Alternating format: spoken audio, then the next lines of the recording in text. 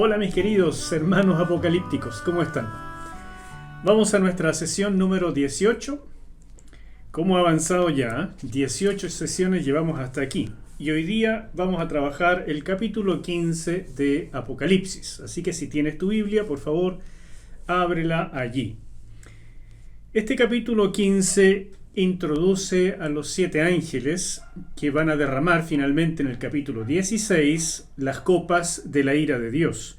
Y es lo que falta del juicio. Con esto se completa el juicio de nuestro Señor.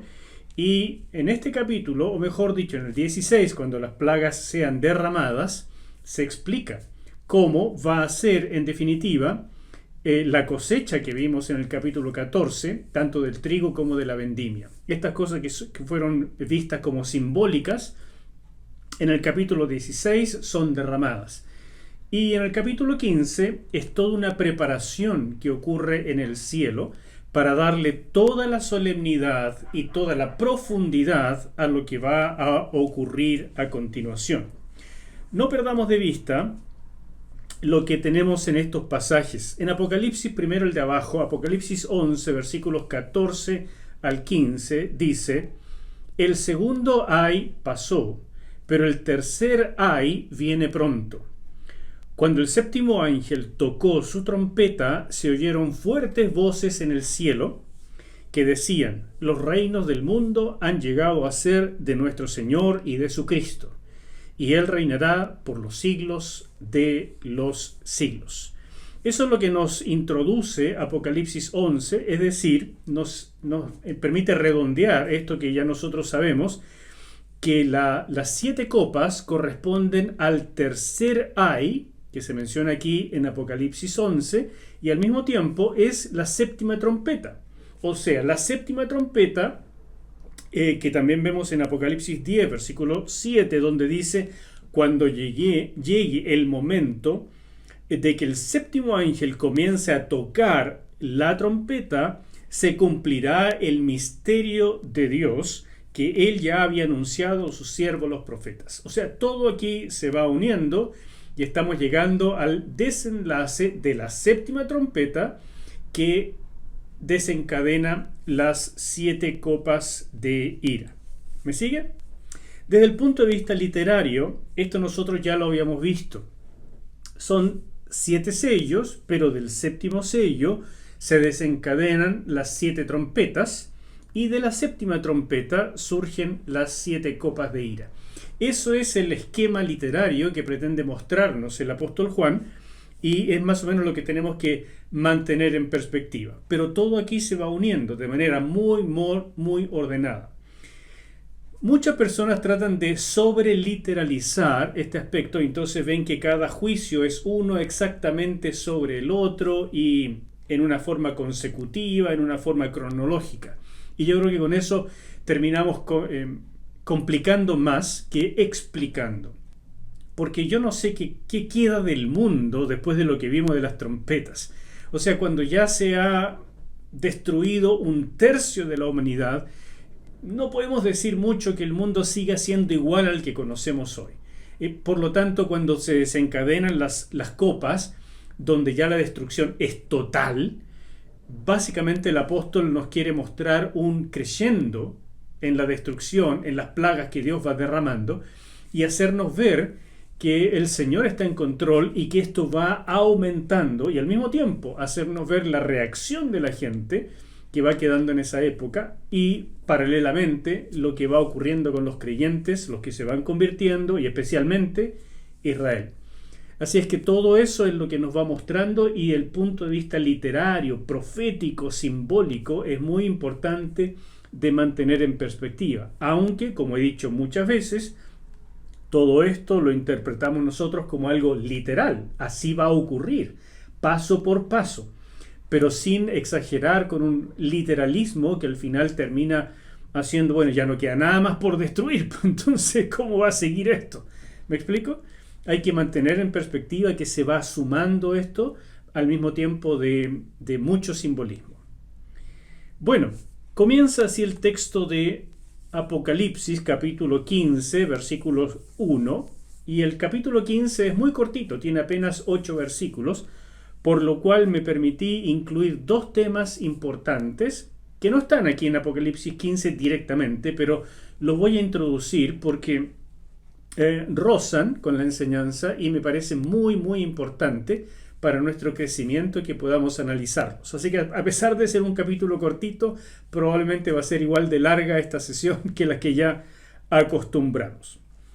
Busquemos al Señor antes de comenzar la lectura. Padre Santo, Padre Eterno, gracias mi Dios por este privilegio enorme de abrir tu palabra en paz y libertad en esta época. Y queremos aprovechar esto con responsabilidad. O sea, mi Señor, te ruego que tu Espíritu Santo llene nuestra mente y corazón de sabiduría, de entendimiento, de obediencia y que todo esto redunde en adoración. Ya hemos visto el conflicto en los últimos tiempos de la adoración al enemigo, Señor. Pero en este tiempo también esto existe, por supuesto mucho más sutil. Pero Padre, yo te ruego que nos ayudes a mantenerte a ti en primer lugar, tu palabra que sea nuestra guía, que llenes nuestro corazón de amor, de compasión, de fidelidad, para poder estar en la mejor sintonía y en la mejor medida cuando tú lo requieras. Sí, Señor, y te lo pido en el nombre de Jesús. Amén. Que así sea. Comienza el capítulo 15 diciendo: En el cielo vi otra señal grande y asombrosa. Eran 7 ángeles que tenían las 7 últimas plagas, con las cuales la ira de Dios quedaba satisfecha. Juan comienza conectando lo que va a decir aquí con el capítulo 12, porque allí nos habló de 2 grandes señales, la mujer vestida de sol y el dragón rojo.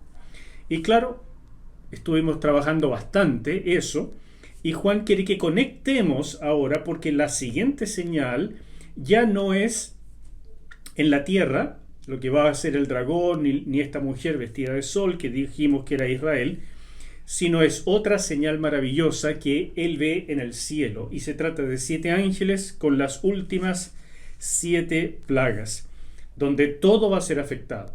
El ser humano, las naciones, la naturaleza y por supuesto el reino del anticristo.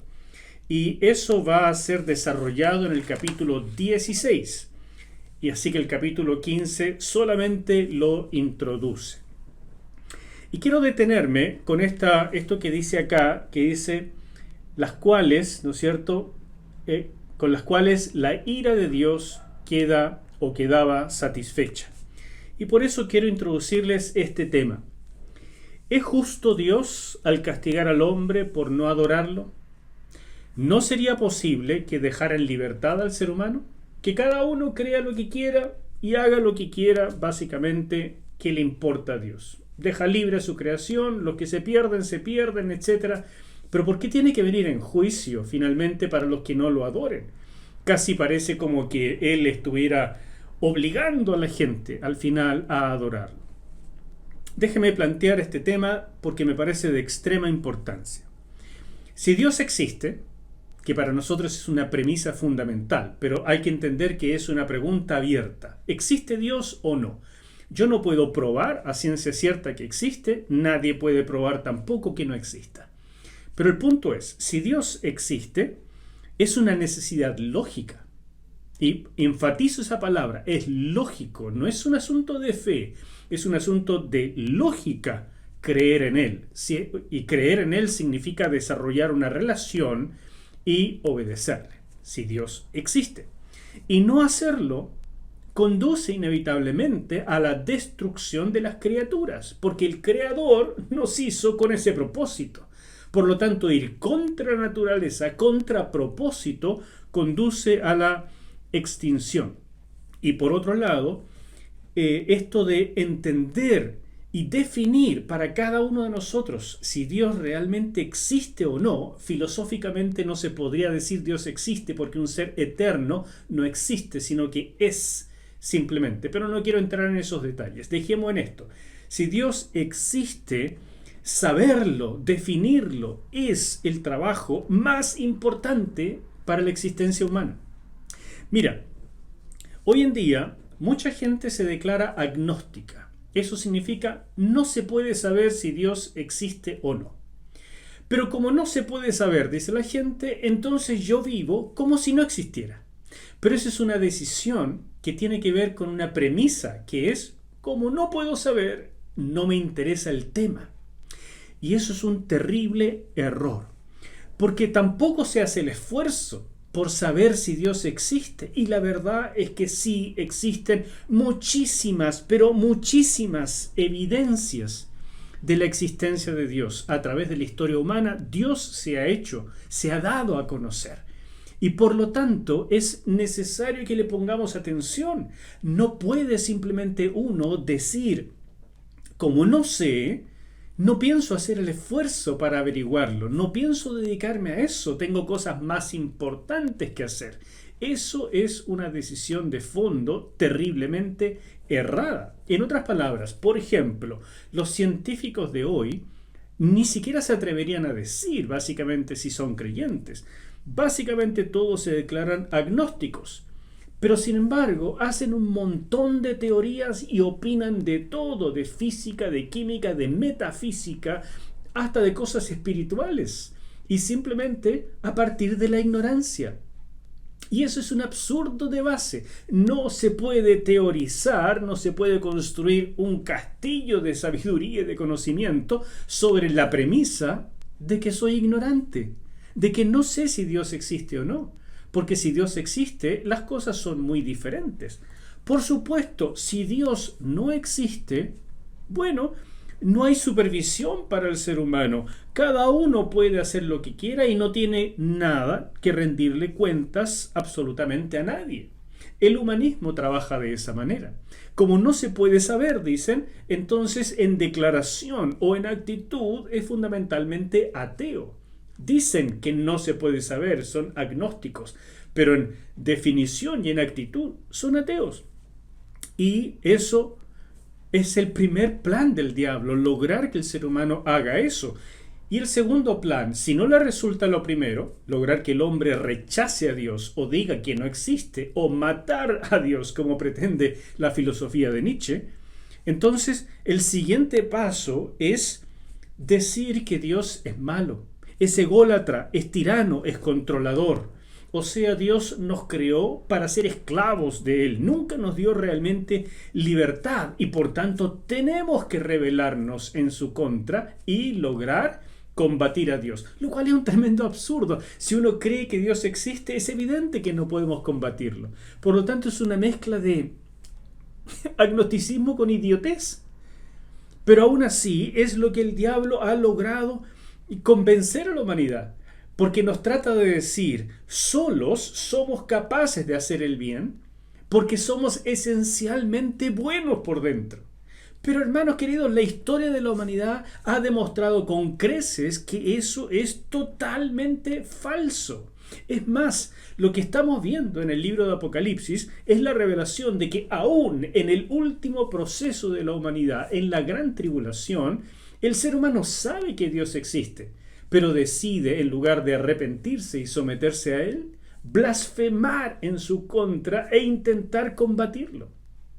Y esa estupidez finalmente trae consecuencias, la destrucción de todo cuanto existe. Y esas son estas últimas 7 plagas.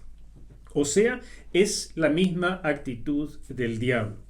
En resumen, si Dios existe y Él es realmente luz, amor, verdad, todo lo que Él ha revelado en su palabra, entonces evidentemente, por lógica, todo lo que va en contra de eso es el mal y por definición es algo contrario al Señor y malvado, caos y oscuridad. ¿Me sigues? Por tanto, Dios ha dado siglos, milenios a la humanidad, tiempo de paciencia, para que el ser humano escoja entender al Señor y responder a su llamado. Pero la historia de la salvación, que es todo este periodo, ha mostrado un sistemático rechazo en contra del Señor. Y entonces, si Dios definió un plazo final donde Él dice hasta aquí llega la humanidad, no más rechazo de las criaturas, no más abuso del tiempo, de la belleza, de la creación que les he dado, no más. Hasta aquí llegan. Por tanto, Dios no solamente está en su derecho de hacer eso por ser el creador, sino que además es totalmente justo, lógico y necesario. Y con eso quiero partir este capítulo, porque dice las últimas 7 plagas de ira, las copas de ira, que son plagas, y uno dice, ¿hasta cuándo? Vinieron las trompetas, vinieron los sellos, o sea, ¿qué pretende Dios? ¿Destruir todo? Sí, exactamente eso. Porque después de todos los milenios de paciencia ha llegado el tiempo del fin. Y uno no puede decir, Dios, déjanos tranquilos. No, porque Él tiene el derecho, Él es el creador. Y en efecto, todo lo que va en su contra es malo, es caos, o Dios no sería Dios. En consecuencia, si definimos que Dios no existe, nada de esto tiene sentido. Hagamos lo que queramos y básicamente el mundo irá de mal en peor hasta la autodestrucción. Pero si Dios existe, y déjame decirte que ese es el trabajo más importante en tu vida, que estés convencido de eso, todo lo demás son conclusiones lógicas, incluyendo creerle y, por favor, obedecerle. Porque la obediencia es fe en acción, es el fruto necesario de la fe. Y la fe sin obras, la fe sin fruto, es muerta. ¿Me sigues? Muy importante, creo yo, este tema para comenzar este capítulo 15. Así llegamos al canto de los mártires de la tribulación, ¿no es cierto? Porque así como en el versículo 1 nos presenta a los ángeles que van a derramar las plagas, inmediatamente después nos habla de este canto. Versículo 2. Vi también lo que parecía ser un mar de cristal mezclado con fuego. Allí sobre el mar de cristal y con las arpas que Dios les había dado, estaban los que habían logrado vencer a la bestia y a su imagen, y a su marca y el número de su nombre. Este mar de vidrio es mencionado 2 veces en Apocalipsis, aquí en el capítulo 15 y en el capítulo 4. En el capítulo 4, versículo 6, vemos que es un cristal translúcido, precioso, un espectáculo. Pero aquí, en el capítulo 15, está mezclado con fuego. Y eso evidentemente es una señal de lo que viene. Viene juicio. Y ya vimos que en la Escritura Dios prometió nunca más juzgar al mundo mediante agua, el diluvio. Pero el juicio final viene mediante fuego.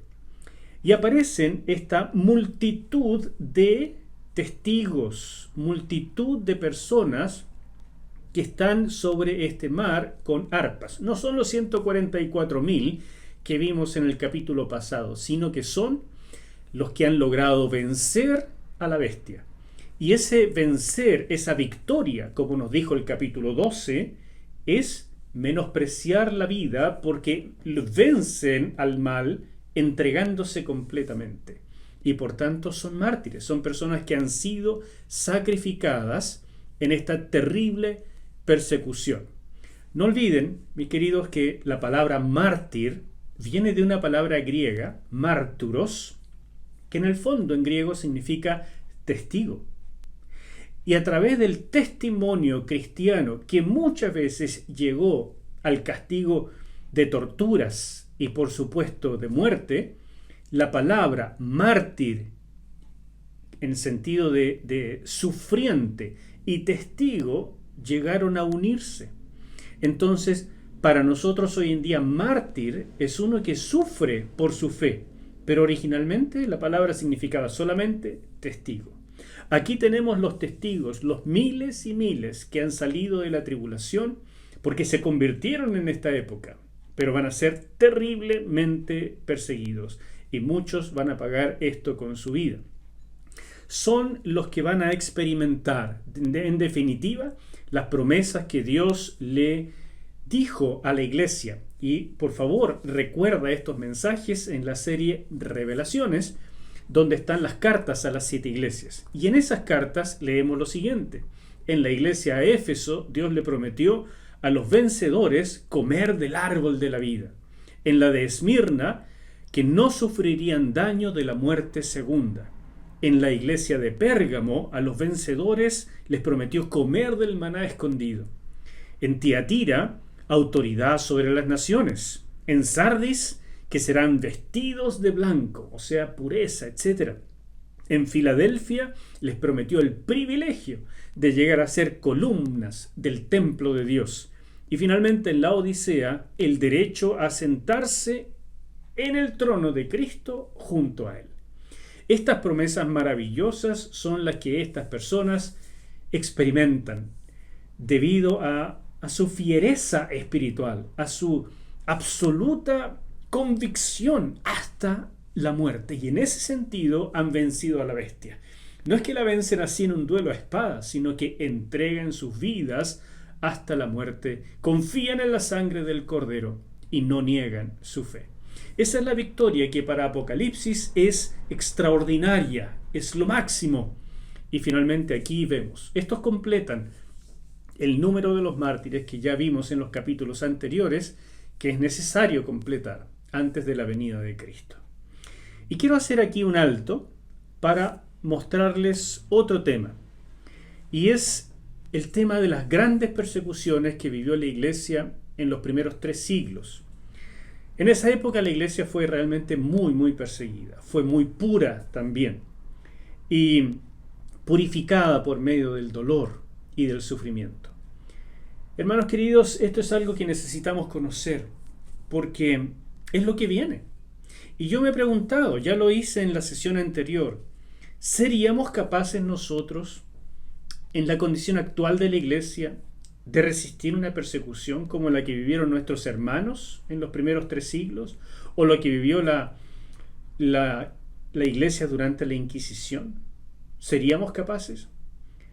Nuestros hermanos en muchas partes del mundo están sufriendo persecuciones, no tan severas como las que veremos al final en la gran tribulación, pero persecuciones muy potentes, y muchos pagan con su vida por eso. Pero en la mayor parte del mundo occidental, el cristianismo no es perseguido de esta manera que vamos a ver a continuación. Y creo que es importante que lo entendamos. En mi perspectiva, sin el rapto de la iglesia, y especialmente de los niños, sería muy difícil para nosotros, en las condiciones en que estamos, con una verdadera liviandad espiritual, un verdadero letargo espiritual en la mayor parte de la iglesia, una orientación tremenda al placer, a satisfacer las necesidades, a progresar económicamente, a buscar siempre un mejor trabajo, a no tener nunca tiempo para el Señor. Los apóstoles tomaron decisiones radicales, como dejarlo todo y simplemente trabajar para sobrevivir, y todo el resto era dedicarse al reino de Dios. ¿Quién estaría dispuesto hoy a hacer eso? Es un mínimo de la población. Yo me pregunto, ¿qué pasaría con la iglesia hoy? Bueno, la iglesia o los creyentes en alguna época experimentarán una persecución masiva mundial. Quiero mostrarles algunas cosas. Tal vez el primer indicio de persecución es en la época de Claudio, cuando él expulsó de Roma a judíos y cristianos, porque los tenía confundidos en aquella época. Y todo este disturbio que causaron le llegó al colmo y los echó a todos de la ciudad de Roma. Hasta ahí llegó. Pero cuando vemos la primera persecución ya muy violenta, es la de Nerón. Y como la he mencionado un montón de veces a través de estas sesiones, no quiero profundizar. Tuvo que ver con el incendio de Roma en el año 64 y fue una persecución local, solamente en la ciudad de Roma, pero muy violenta. Pero la siguiente persecución la vemos en la época de Domiciano. Quiero aclarar que de Nerón hasta el edicto de tolerancia en el año 311, las persecuciones nunca cesaron. Simplemente amainaron un poco, después recrudecieron y así, pero nunca dejaron de haber persecuciones en estos primeros 3 siglos. Y solamente estoy mencionando algunas que son las más cruentas. La de Domiciano. Esta es la persecución que le afectó a Juan directamente, porque a causa de esta persecución es que Juan estaba exiliado en Patmos. Domiciano, el emperador, fue el primero en extender la persecución a los cristianos fuera de Roma, de manera más organizada. Aquí vemos mártires como por ejemplo Simeón, obispo de Jerusalén, que fue crucificado. Flavia, la hija de un senador romano. Eso ya es importante porque está afectando también a las clases altas. Fue desterrada al Ponto. Y en esta época el emperador dictó una ley muy importante. Dijo que ningún cristiano, una vez traído ante un tribunal, quede exento de castigo sin que renuncie a su religión. Es decir, aquí ya comienza sistemáticamente este tema de que tiene que abandonar esta religión que es perniciosa para el imperio, porque no promueve la lealtad absoluta al emperador como primer punto de las creencias. Y eso a Roma definitivamente le molestó. Toleró a los judíos, que eran monoteístas. Toleró, porque los judíos siempre han tenido mucha influencia y plata. Toleró, porque los judíos se quedaban ahí, no hacían un gran proselitismo, calladitos, ellos muy encerraditos. Pero los cristianos, que por supuesto salieron de los judíos al principio, no, eso no los callaba nadie. Entonces fueron muy, muy notorios. La siguiente persecución importante la vemos en la época de Trajano. Aquí ya sería la persecución número 3, aunque insisto, hay muchas persecuciones pequeñas, localizadas, todo el tiempo, pero aquí la de Trajano fue muy, muy violenta. Plinio el Joven fue enviado como gobernador a la provincia de Bitinia y allí se encontró este hombre con los cristianos y le escribió al emperador que se encontró con ellos y había ejecutado a varios, pero no estaba seguro de qué hacer con algunos que a través de las torturas abjuraron de la fe. O sea, finalmente hicieron el sacrificio al emperador y se negaron a Cristo. Y no sabía Plinio qué hacer con ellos, porque la verdad es que no sabía si eran verdaderos adoradores del emperador o estaban falseando, porque él mismo dijo y le escribió al emperador que eran tan tercos los verdaderos cristianos que era imposible obligarlos a renegar de Cristo y a hacer el sacrificio al emperador. Era imposible, eran tan porfiados que preferían morir y resistir todo tipo de torturas. Eso es un testimonio extraordinario de nuestros hermanos en aquella época. Durante el tiempo de Adriano y de Antonino Pío hubo también persecución, pero fueron mucho menores. Sin embargo, yo las catalogo aquí también como de persecución, porque a pesar de que amainó un poco la violencia, igual conocemos muchos mártires en esta época. Por ejemplo, en la época de Antonino Pío murió el famoso Policarpo en el circo romano, quemado vivo y finalmente traspasado por una lanza. Hubo persecuciones locales en diferentes partes, pero no fue en todo el imperio. Pero cuando llegamos a la época de Marco Aurelio, ya encontramos dos persecuciones muy importantes. En primer lugar está la persecución que afectó Roma, donde murió, por ejemplo, Justino, que llegó a ser conocido como Justino Mártir en el año 163. Pero después esto se trasladó y comenzaron a arrasar literalmente con las comunidades cristianas fundadas por Pablo en Asia Menor. El problema de los cristianos en este tiempo es que ya el populacho empezó a darse cuenta que podía sacar provecho acusándolos y empezaron a saquear, a romper, a robar, a hacer un montón de cosas como ya estamos conociendo hoy y finalmente echarle la culpa a los cristianos y esto empezó a ser legal. En Lyon, en Francia, y en Viena, en el año 177, la violencia fue extraordinaria, pero fue precedida también por asaltos, robos y lapidaciones, o sea, linchamientos callejeros.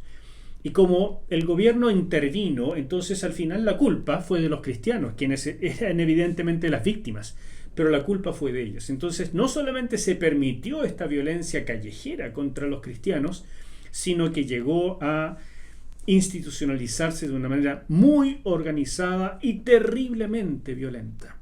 En esta época se conocen, por ejemplo, los martirios de la viuda Felicidad y sus 7 hijos, Potino, y Blandina. Son martirios súper conocidos porque se registraron en actas. En aquella época se hacían actas de martirio, de lo que se hacía en el juicio, de las respuestas, del juicio, o sea, de la sentencia y de la ejecución.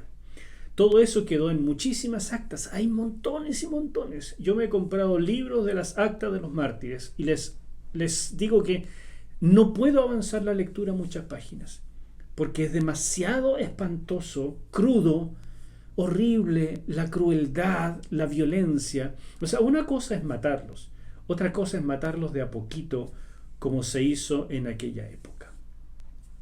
No puedo darles todos los detalles de estas cosas, pero las cárceles, dice la época, que estaban atestadas, tan llenas de prisioneros, que muchos murieron asfixiados antes de ser llevados a juicio. Realmente nuestros hermanos la pasaron mal, pero fueron capaces de resistir, con la convicción de que negar a Cristo era mucho peor que todas las bellaquerías que estaban sufriendo en aquella época. No obstante, muchos de nuestros hermanos también flaquearon y abjuraron, y la iglesia se vio enfrentado a eso. Vamos a seguir un poco. Séptimo Severo. Él también protagonizó una terrible persecución. Durante su reinado, Clemente de Alejandría dejó escrito lo siguiente: muchos mártires son quemados a diario, confinados o decapitados ante nuestros ojos. Esa era la vivencia diaria de la iglesia en aquella época. Él usó la persecución, el emperador, de manera especialmente violenta, como pretexto para atribuir a los cristianos la culpa de las plagas y el hambre que asolaba el imperio. O sea, los cristianos tenían la culpa porque eran ateos, o sea, contra los demás dioses. Entonces no importa que adoraran a un dios, ellos eran ateos contra los dioses. Y le echaron la culpa de todo. La iglesia estaba ganando más fieles, importancia, adhesión masiva. Por tanto, se desató una persecución espantosa en Cartago, Alejandría, Roma y Corinto, por allí por los años 202 hasta el 210. Séptimo Severo, o Septimio, promulgó una ley donde se prohibía la difusión del cristianismo y del judaísmo, y en ese decreto se prohibió la conversión al cristianismo. Así que tenemos ya una cosa mucho más, cada vez más organizada, más violenta, más diabólica. En esa época, Leonidas, el padre del gran escritor Orígenes, murió decapitado. Y su hijo Orígenes no llegó a ser juzgado porque él quería ir a rescatar a su padre, testificar a su favor, y por supuesto habría muerto también. Pero su madre le escondió la ropa. Y entonces en este momento Orígenes no pudo ir a testificar y por eso salvó la vida. Pero él sería martirizado algunos años después. Una joven, se dice en las actas de los mártires, fue cruelmente torturada y luego quemada en una caldera de brea ardiente junto a su madre. Perpetua y su sierva Felicidad, Perpetua era una mujer de clase alta, y su sierva Felicidad, ambas cristianas, fueron martirizadas durante este tiempo, al igual que muchos estudiantes del gran Orígenes de Alejandría. La verdad es que leer esto, y que estoy resumiendo muchísimo, pero siempre se me pone un nudo en la garganta, porque es historia, es lo que verdaderamente ocurrió, y yo me siento tan cobarde en comparación a mis hermanos. Pero parte de esta serie es animarles a recordar que el cristianismo es una vivencia potente, genuina, llena del Espíritu, es la vida en el Espíritu Santo, y que tenemos que salir del consumismo, de la forma vulgar de vida que nos ha enseñado nuestra sociedad, que es satánico en última instancia, y entender que el reino de Dios tiene que ser primero, y su justicia, y las demás cosas serán añadidas. ¿Dónde voy? Marco Aurelio. No, eso ya lo vimos. A ver, ¿qué es lo último que les dije? Septimio Severo, sí. Máximo o Maximinio, siguiente emperador, este de acá. También una persecución. Esta fue mucho más suave, porque solo se dedicó al clero, o sea, a los líderes religiosos. No le interesó tanto el pueblo, e incluso se dice que algunos emperadores en esta época llegaron medio a convertirse. Así es que por casi 50 años la persecución fue muy suave hasta que llegó la terrible tormenta de este sinvergüenza de acá, Decio. Esta persecución, conocida como la novena, ocurre porque Decio era un romano chapado a la antigua. Y como en ese tiempo las fronteras del imperio estaban sufriendo los embates de los bárbaros y la economía estaba en crisis, para un romano chapado a la antigua, eso era simplemente debido a que parte o gran parte de la población estaba abandonando los cultos a los dioses, especialmente el culto al emperador. Por lo tanto, desató la más cruenta persecución que el cristianismo haya conocido hasta ese momento, y fue tan violenta que muchos cristianos escaparon a los bosques para vivir como ermitaños, en donde se pudiera, para tratar de zafar de esta persecución. En esta época, Orígenes de Alejandría fue encarcelado y torturado tan brutalmente que, a pesar de que no murió debido a las torturas y fue soltado sin que él abjurara, finalmente se aburrieron, pero murió a causa de las terribles heridas a consecuencia de todo lo que vivió. La persecución de los cristianos se extendió a todo el imperio, o sea, Decio ya hizo algo a todas partes y completamente sistemático. Y marcó de manera duradera a la iglesia, porque aquí fue tan violento que muchos cristianos abjuraron, o sea, negaron a Cristo e hicieron un sacrificio. El emperador no pretendía lograr mártires, o sea, en el sentido moderno, muerte de muchos cristianos. Él pretendía simplemente que dejaran su tontera y se dedicaron al culto imperial como todo el resto de la población, porque eso daba unidad al imperio, satisfacía a los dioses y por lo tanto el imperio seguiría adelante. Así es que él definitivamente dijo, aquí tenemos que lograrlo sí o sí, y a través de estas torturas muchos no lo soportaron. Algunos compraron el certificado de que habían hecho el sacrificio a los dioses.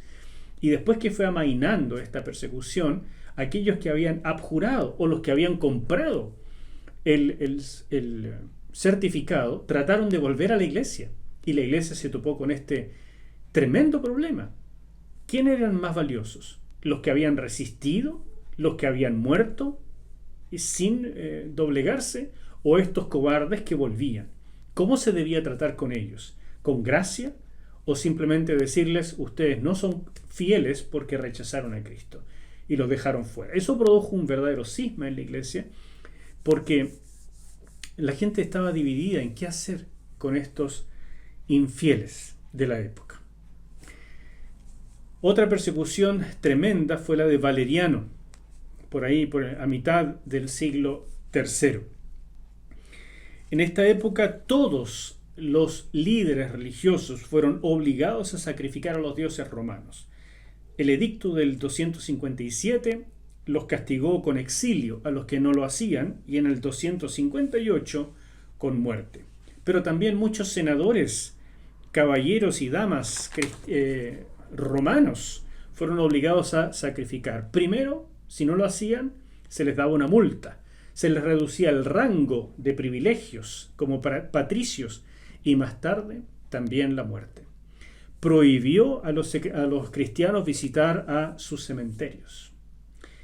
Y por supuesto esta persecución fue violenta, fue masiva. Aquí encontramos la muerte, por ejemplo, de un Cipriano muy importante y de un Sixto II, obispo de Roma.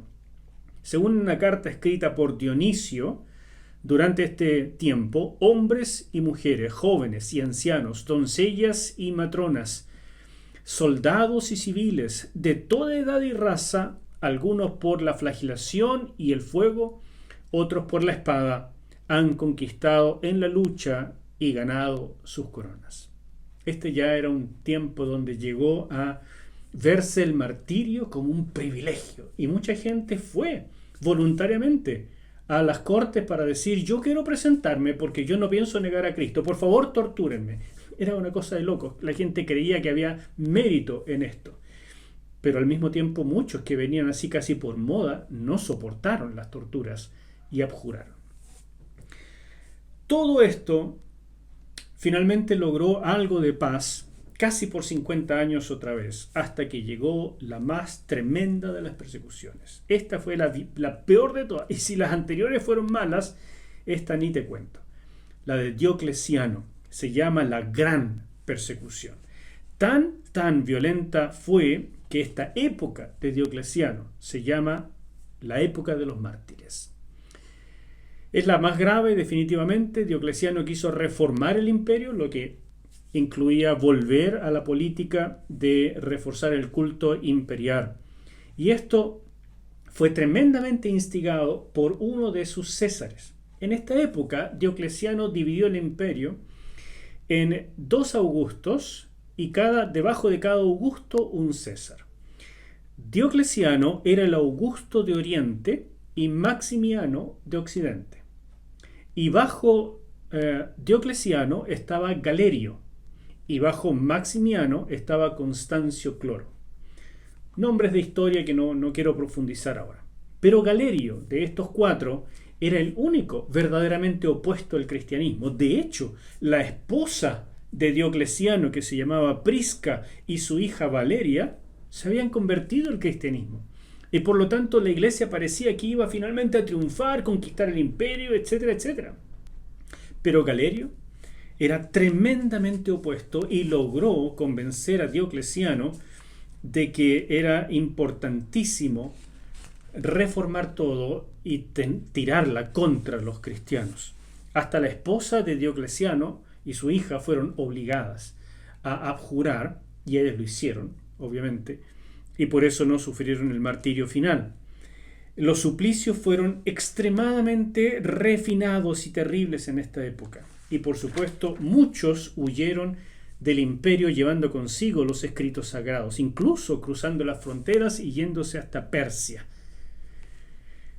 Cuando ya los cristianos comenzaban a desesperar, Galerio, finalmente, que estaba muy enfermo, firmó el 30 de abril del año 311 el famoso edicto de tolerancia en la ciudad de Nicomedia, y murió 5 días después.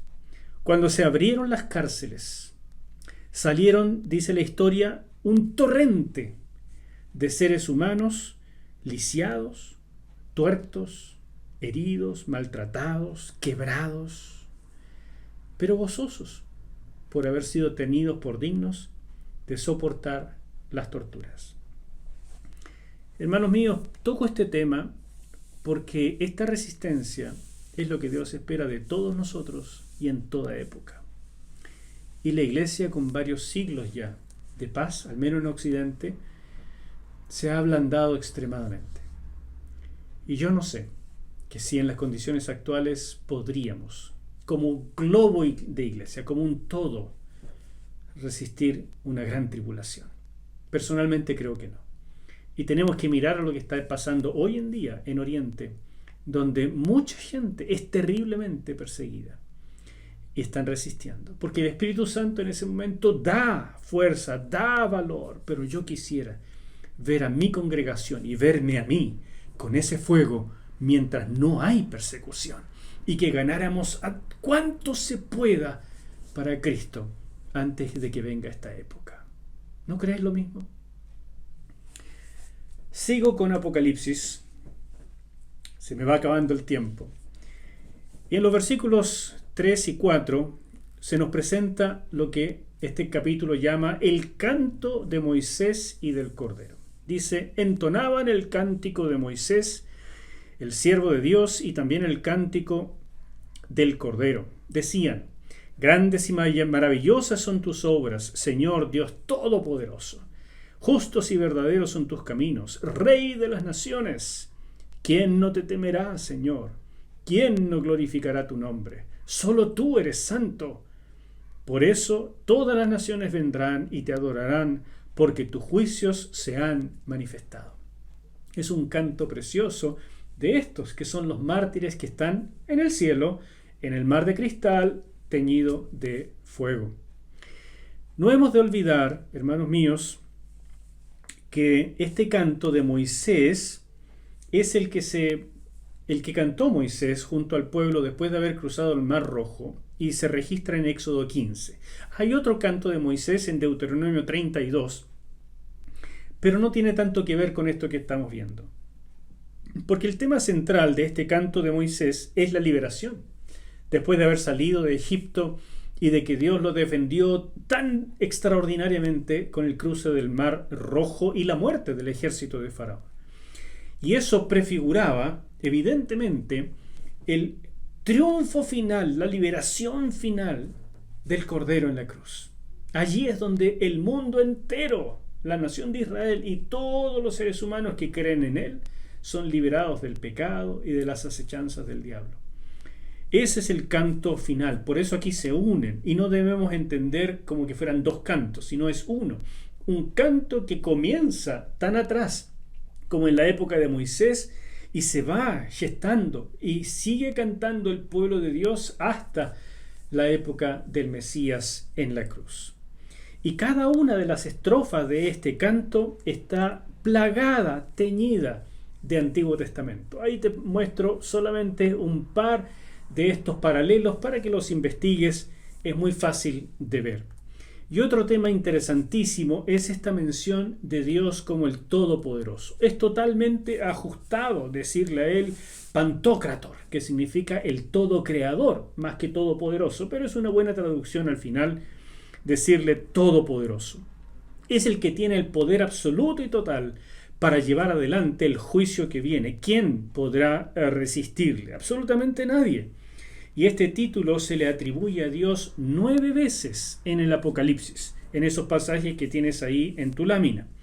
Pero es de especial importancia Apocalipsis 1:8, cuando está comenzando el libro, porque allí claramente se usa este título que en el resto del libro se refiere a Dios Padre, aquí se usa claramente para Jesucristo. Y si quieres un pasaje que es completamente apologético acerca de la divinidad de Cristo, es este, Apocalipsis 1:8. Porque en definitiva, el juicio final se refiere a Dios viniendo a su creación en persona, en la persona del Mesías, a tomar posesión de lo que siempre ha sido suyo, siempre le ha pertenecido por derecho. Y aquí lo va a tomar. Después de del juicio de las 7 copas, viene el Mesías. Ya no hay más. ¿Me va siguiendo? Así continúa el relato. Y ahora los ángeles, los 7 ángeles, reciben las copas de ira. Todavía no las derraman. Todo esto es una introducción potente, extraordinaria, solemne, que está ocurriendo en el cielo. Y por eso tenemos que aprovecharla completa. Versículos 5 y 6. Después de esto, miré y vi que en el cielo se abrió el templo donde está el tabernáculo del testimonio. Del templo salieron los 7 ángeles en posesión de las 7 plagas. Estaban vestidos de un lino limpio y resplandeciente, y alrededor del pecho llevaban cintos de oro. Lo que más me interesa de este pasaje es la descripción de los ángeles, que se les prefigura como sacerdotes, tienen esa especie de vestimenta. Y es lo que muestra este pasaje. O sea, ellos están saliendo del templo, muestra que el juicio es total, porque son 7, que viene directamente de parte del Señor, porque están saliendo de la presencia de Dios para hacer lo que Él les ha mandado hacer, y vienen en esta vestimenta tipo sacerdotes, porque lo que van a hacer, a pesar de lo terrible que es santo. Es la voluntad de Dios. Se habla del testimonio, del tabernáculo del testimonio, porque son muchas imágenes que nos hablan del ambiente del Éxodo. Y de hecho, aquí hay una tabla que yo te pido que analices. La vamos a trabajar con mucha precisión en el capítulo 16 de Apocalipsis, pero aquí Ya la muestro como para empezar, porque es evidente este paralelo que Juan quiso hacer entre las plagas de Egipto, las 7 trompetas y las 7 copas. Hay un paralelo que es importante. Todo el ambiente es de éxodo, porque ahora viene finalmente el éxodo final del pueblo de Dios, aunque sea a través del martirio. Pero hay mucho pueblo que está quedando todavía en la tierra y que va a recibir al Mesías que viene a rescatarlo, el verdadero Mesías. Así como Moisés fue un Mesías chiquitito que rescató al pueblo en la época del Éxodo, ahora viene el auténtico, el poderoso, y en el capítulo 19 lo vemos cabalgando en un caballo blanco, venciendo a los enemigos, para finalmente instaurar su reino. Y que todos los creyentes entendamos que Dios cumple. Siguientes y últimos versículos 7 y 8. Uno de los 4 seres vivientes entregó a los 7 ángeles sendas copas de oro llenas de la ira de Dios, que vive por los siglos de los siglos. El templo se llenó de humo por causa de la gloria de Dios y de su poder, y nadie podía entrar en el templo hasta que se cumplieran las 7 plagas de los ángeles. Pasaje de extraordinaria importancia. En primer lugar, nos dice en el versículo 7 que son los seres vivientes, estos que ya vimos antes, ¿no es cierto? Son estos seres vivientes con esta apariencia tan extraña, con rostros de hombre, de león, de buey, etc., que son los que entregan a los ángeles las copas de la ira. Es interesante que en el capítulo 5, versículo 8, vimos que copas muy similares a estas estaban llenas de incienso que representaban las oraciones de los santos. Y también lo vimos en el capítulo 8, aunque en el capítulo 5 se menciona que son copas, no en el capítulo 8. Y eso, en este contexto, yo creo, como solo se mencionan en esos dos contextos, y ahora en el capítulo 15, yo creo que tiene que ver con que Juan nos está tratando de mostrar la importancia, la influencia de las oraciones acumuladas por siglos y siglos en este juicio definitorio y final. Estas copas son las famosas fialé, que son unas copas anchas, de baja profundidad, a veces como las que usamos para tomar champán, por ejemplo, y aquí son así porque son fáciles para derramar. Uno se las puede imaginar copas chiquitas o copas grandes, como vimos en el primer dibujo, copas que abarcan todo lo que el ángel puede soportar. No sé, eso no tiene mucha importancia. El cuento es que estos ángeles están recibiendo directamente de estos seres vivientes que están siempre en la presencia de Dios. En el templo mismo, en la presencia de Dios, reciben estas copas para derramarlas sobre la humanidad. Y estas copas ya no están rellenas con las oraciones de los santos, sino que esas súplicas se han vuelto un vino amargo, un vino venenoso, caliente, fuego, ira. Y me sorprende, y por eso voy terminando con esto, esta extraordinaria profecía del apóstol Pablo, escrita unos 50 años antes de lo que escribe Juan. O sea, lo que profetiza Pablo, Juan lo corrobora, pero aún todavía hoy no se ha cumplido.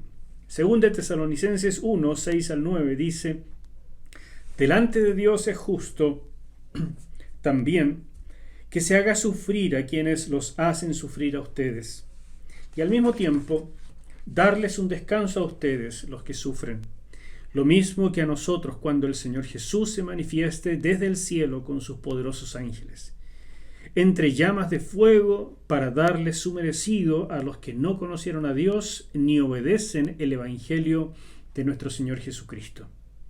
Estos sufrirán el castigo de la destrucción eterna y serán excluidos de la presencia del Señor y de la gloria de su poder. Todo eso que Pablo profetiza acá y que lo vemos prefigurado en el Apocalipsis 15 es completamente descrito y detallado en Apocalipsis 16, nuestra próxima sesión. Y finalmente, un humo extraño, maravilloso, que es la gloria, la presencia de Dios, comienza a llenar el templo, porque ya nadie más puede entrar. Cuando esto ocurrió en la inauguración del templo de Salomón, todos los que estaban allí adentro tuvieron que salir. Lo mismo cuando ocurrió en la inauguración del tabernáculo.